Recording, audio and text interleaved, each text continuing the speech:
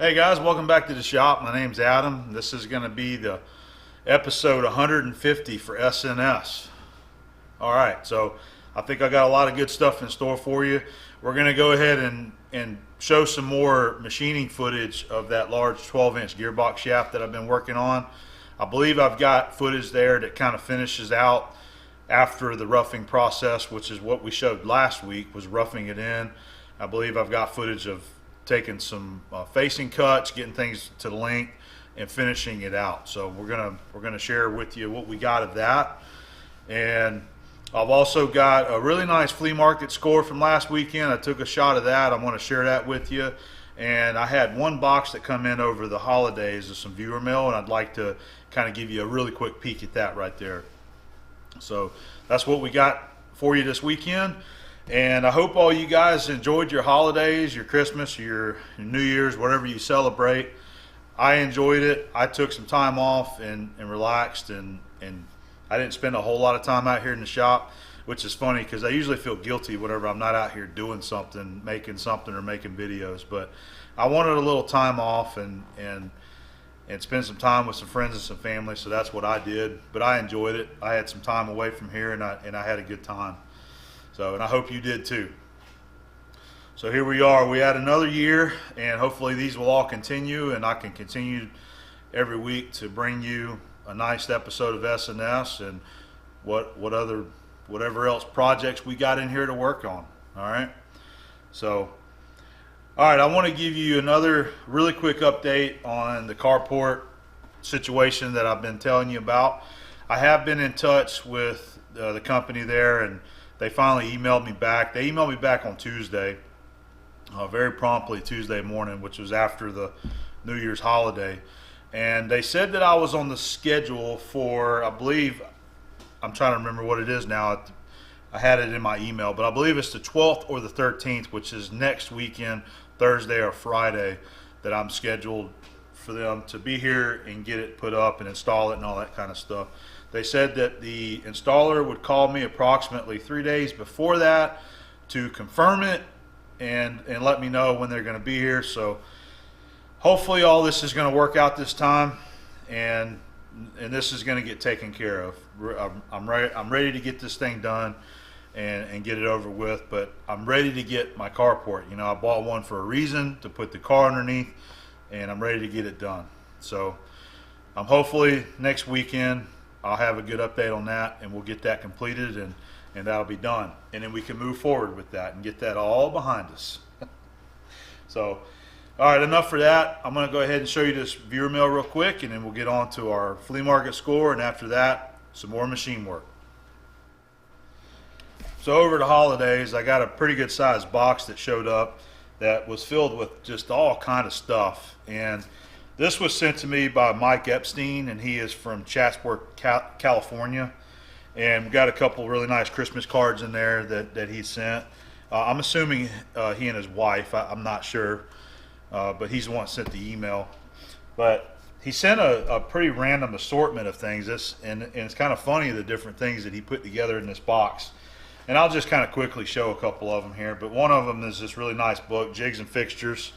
So there's a lot of really good info in there, a lot of good reading material, all stuff that pertains to the machine shop. So that's going to be a nice book to put in there with the collection of the others.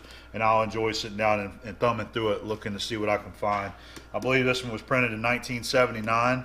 I thumbed through it real quick and took a look at the inside of it. But as I said, Mike just decided to put together a random assortment. I don't know what he was doing. He didn't tell me if he was cleaning out his shop or his garage or something, but there's a lot of neat different things in here that's useful to anybody, especially in a shop. You know, we got some electrical cable right here that looks like could be used for 3-phase. All right, and then there's some other electrical, there's fittings in here, there's different kinds of fittings and connectors, some hardware. We got some bearings, Delco, New Departure, Hyatt. We got some more bearings right here. Got a flashlight. This one must be a gift because this one was wrapped up in a box. All right, and I'm assuming this is a hockey puck. Ordnance Unlimited. I noticed there's some guys out there that actually use these hockey pucks for material to make things out of. And then there's a couple of helicoil kits, a 1/4 20 and a 3/8 16. And then there's a couple more boxes here. And there's a couple items right here that to me look like sort of a clutch mechanism.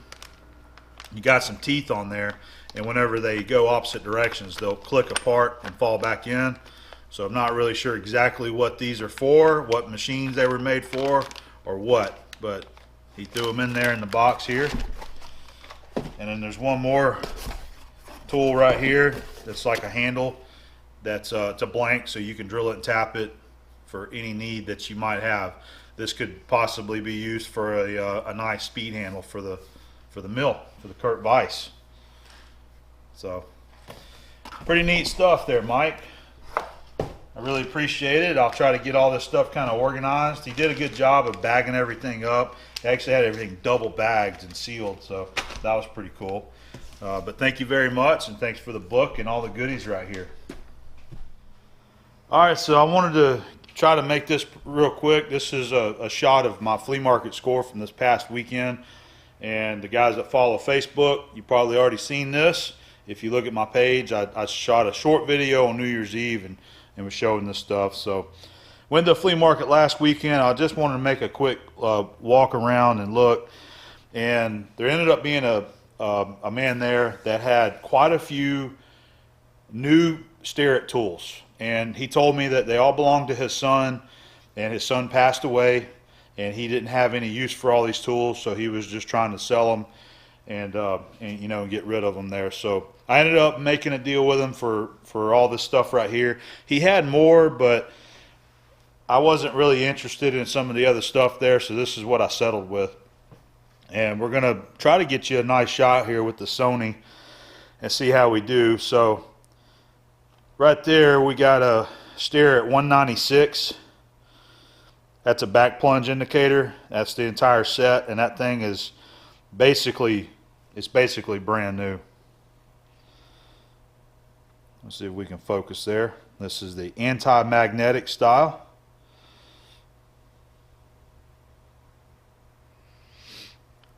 Everything in the case is nice and new. All right, and then over here we've got a Starrett number 120 6-inch dial caliper.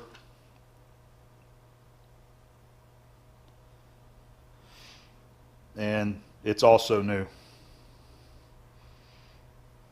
Come on, focus. It's got a good feel to it. I don't think that if they were used, they weren't used hard. It's still like new. And in this case here was also this general protractor, number 17 angle finder protractor, and it was sitting in this case just like that whenever I seen it. All right, and we also got, this is a tip set for dial indicators, and this was brand new in the box, still in the little plastic bag. I've got the little baggies down inside the box there. So that was a really nice score. This is something that I've been wanting to collect for a while for myself, you know, to use here. And then over here we've got a thread pitch gauge that was also brand new. You can still kind of see some of the oil dried up on it. It was also in the bag. All right, so we got those, and then we got one more guy right here. Now this is a Starrett thread pitch mic. Let's see, it was a number 585, and it's good for a 22 to 30 pitch, and it is for 1 to 2 inch. This one's not new, obviously. It's got a little bit of corrosion there. Must have been one that he collected to use, but still works great. All right, so that was the scores right there, and I had kind of gotten these in 2 separate lots. Whenever I found everything, I offered him a sum of money for everything, and he declined. So I ended up putting a couple lots together, and The first one was the calipers. This box here, the calipers, the protractor, and the contact tip set, and the mic for $100, and he accepted it. So I got all that for $100. I came back to him later on because I still really wanted to pick up this 196 back plunge set. You can see it's new. There's the box for it right there. We got that, and the thread pitch gauge there, all from another $100 for that there, and he accepted it. So all that right there was $200. Good score. And I just wanted to point this out too. My buddy TJ was out there, and this is something that he found in one of the boxes that he had bought here recently, and it's 3/8/16 gun taps, or spiral pointed taps. A bunch of them, they're all brand new, and he took $5 for that, so that was a really good buy on that. And he also found this, and he gave this to me too. This is a Starrett decimal equivalent chart for letter drills and number drills. Use Starrett tools. That I try to do. All right, so that was our little flea market score for the weekend, and I just wanted to share it with you. It's not very common that you find brand new Starrett tools like that out there, but it's just one of those deals. You never know what you're going to find, so make sure you got you some cash in your pocket when you go out there. So we got this 5/8 tie rod right here that's got a couple gaulded threads right on the end, and I'm going to see if I can save it. I pulled out this little tool that I got right here. This is a thread chaser tool for fine threads. Goes from 5/8 up to 1¼ inch. Made by Ken Tool. You just clamp it around your threads there.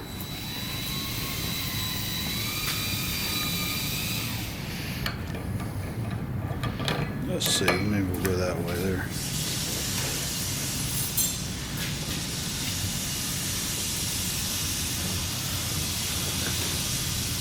A little bit of go juice.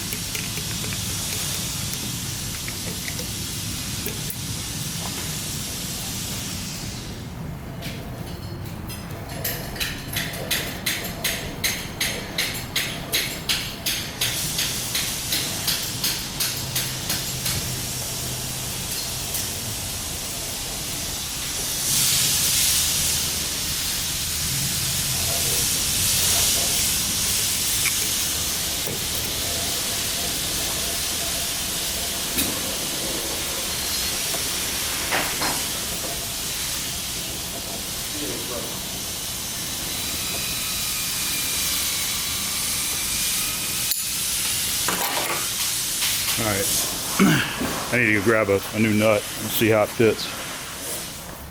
All right, we got it cleaned off, blown off. There's a new hex nut, grade 8.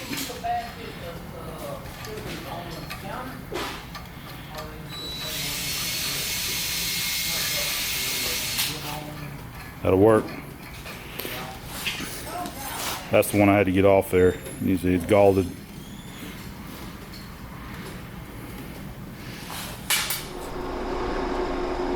So we got the shaft is completely roughed in, and we're ready to finish it. I've got these shoulder links here are finished from this end, that direction, and that's what's really critical on these gearbox shafts, is trying to maintain the proper shoulder distances here between the gear and the bearings. You want to make sure that's the same. If you have a fluctuation in length, you need to have that out here on your shaft end, although you always strive to make it per print or to the sample. But that's what I like to do, is to finish it from that end where the bearings and the gear is, and get all those right. Leave this face down here a little bit long, and then we come in and we finish that. So like I said, those shoulder lengths are correct right there. What I need to do now is finish facing at the length, and then I need to do some counterboring right here. So I've got two of my scales here clamped together, and I'm using this Starrett 299 to rule clamp. So the shaft end here is 38¾ inch long from that shoulder. And so I've already got that shoulder finished to size. finished to length anyway, should I say. So I can take my scale there and just butt it up against the shoulder, and I'm at 38 7/8, and that's right on, because I left this 1/8 of an inch long total when I was facing it. So I've got 1/8 of an inch to face off this side to bring it in, and I'll just use my rules here to do that. Finish my counter boring that I need to do on this side, and then I'll start finishing it in.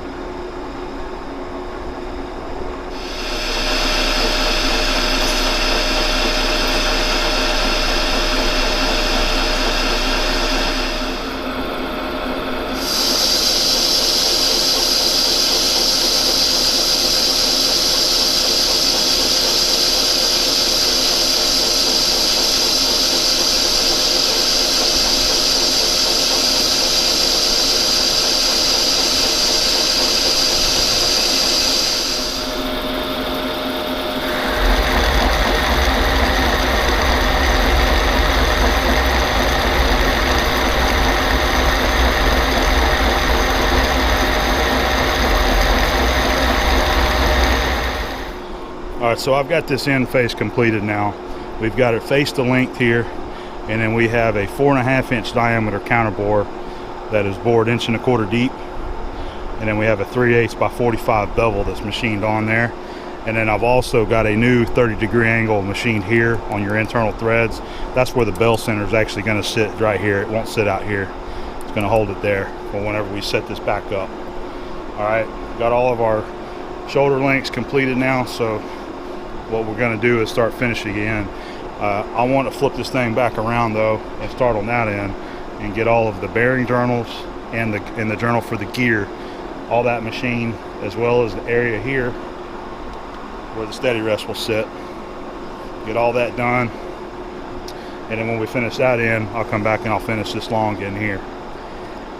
So I was going to point this out, just I was checking the run out, and it's within 1/1000ths from end to end now, and that should be true with the centers as well.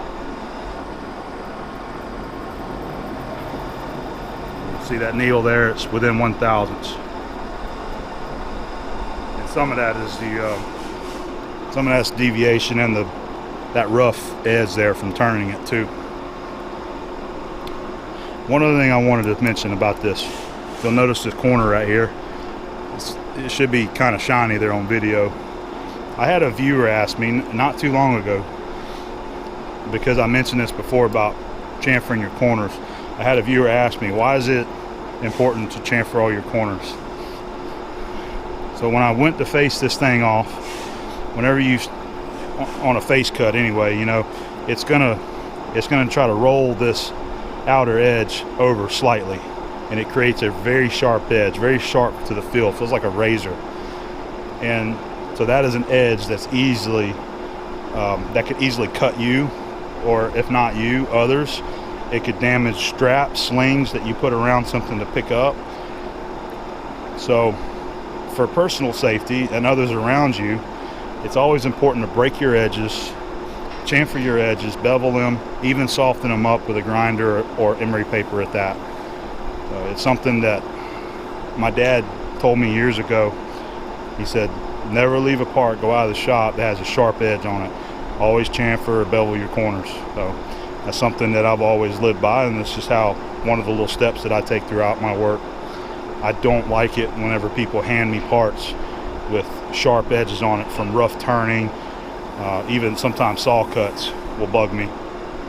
I like to break all my edges.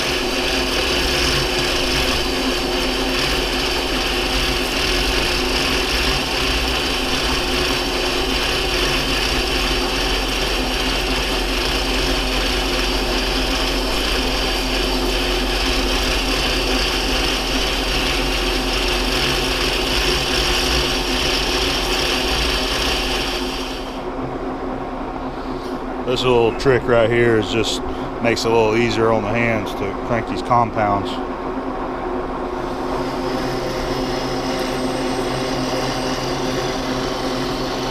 That's my multi-use tool right there.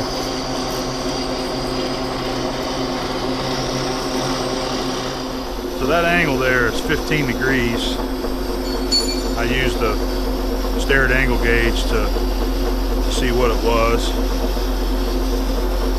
We just set the compound on 15 and go to it.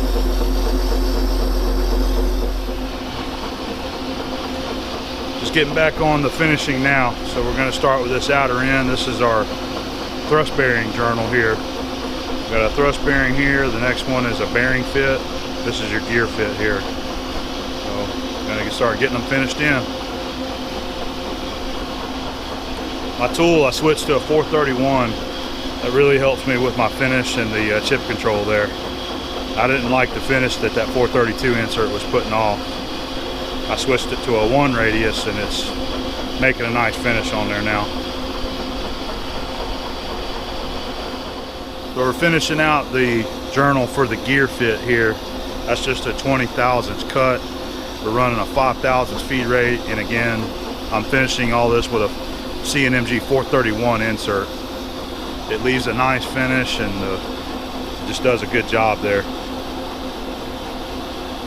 I'm taking this in probably 3 passes. We got about 60 thousandths to bring it down where it needs to be, and I'll probably just make 3 equal cuts to finish it out.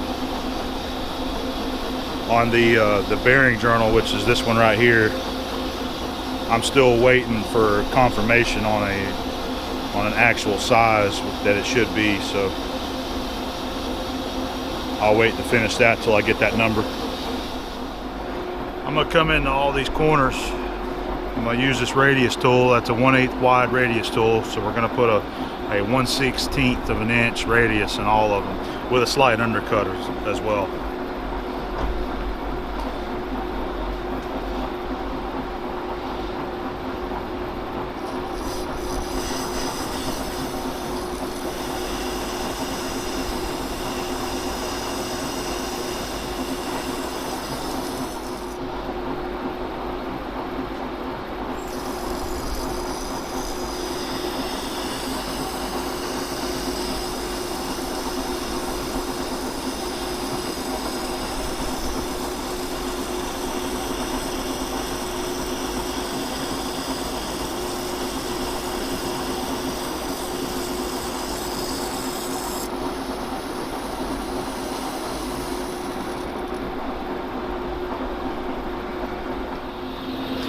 Got all of our radiuses cut, so we're going to break all these corners here now, and we'll put a little bevel on the very last one.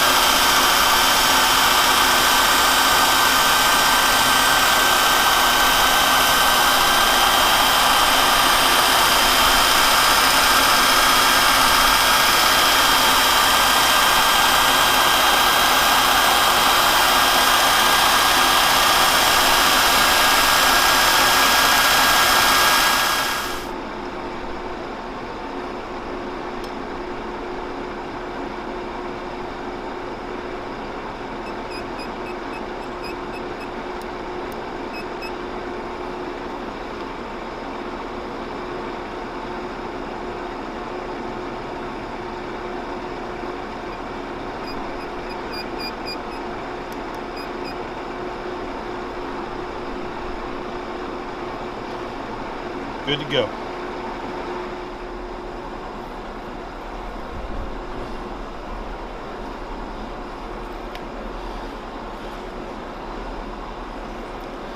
Putting a tapped hole in the end here for an eye bolt. And it's just for handling purposes.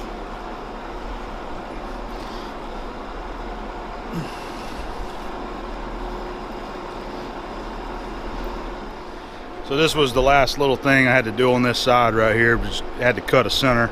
So I set the compound on 60 degrees and I just go in there and I cut it out.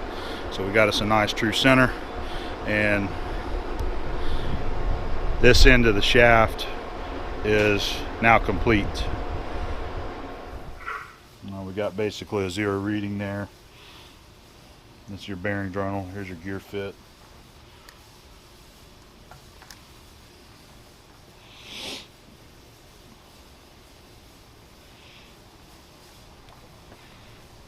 Alright, that's looking pretty good. You got just a slight flicker there.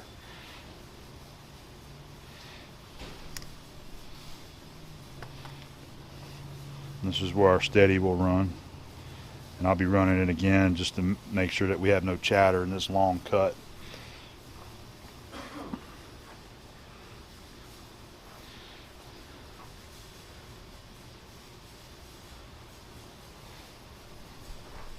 So it's showing about maybe 1/1000ths right there.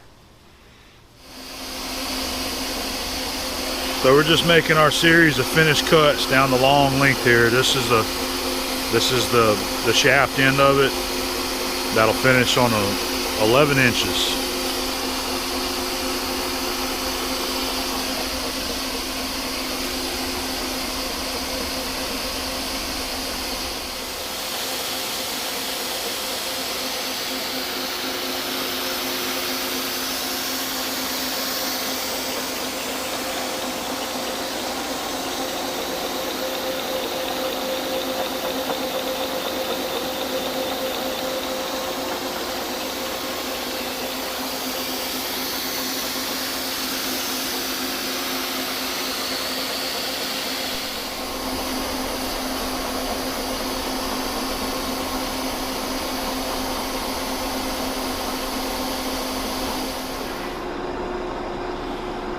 I just got the shaft finished.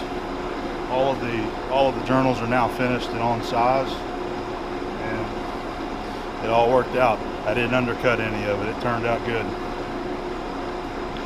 So lathe work is completed, and next step is going to be the milling machine to do keyways, but it's probably going to be a little bit before I get to it.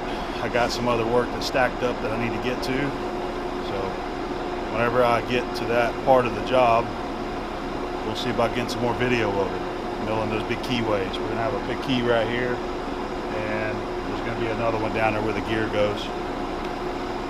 But I'll grab the camera and give you a walk-over shot and see what the shaft looks like. That's going to be about it for now.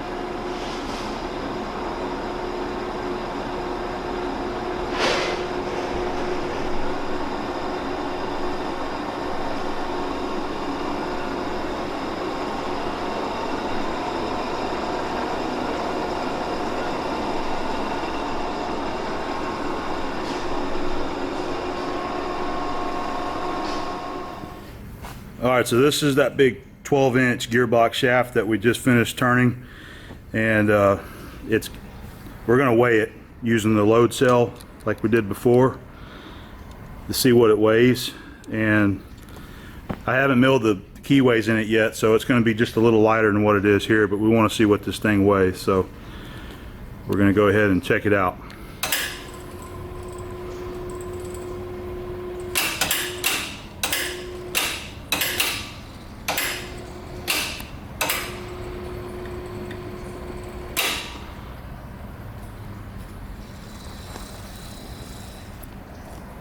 All right, looks like 1,585 pounds. Let's see, let's let it settle out.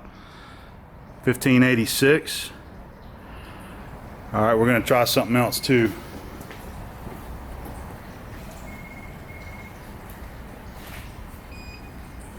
There's kilograms.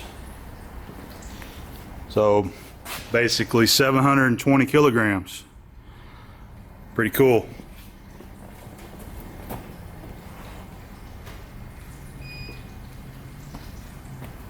1586.